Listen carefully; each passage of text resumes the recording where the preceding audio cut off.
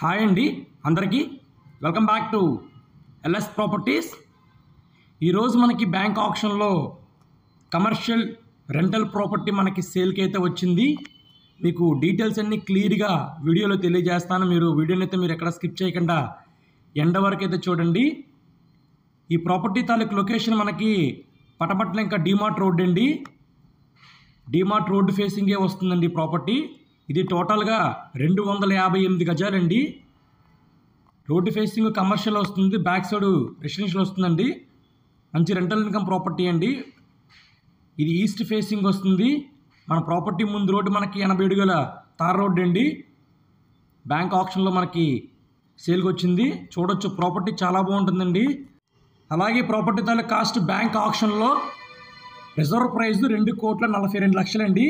మనకి ఆక్షన్ కూడా అక్కడి నుంచి స్టార్ట్ అవుతుంది 2,42,00,000 నుంచి.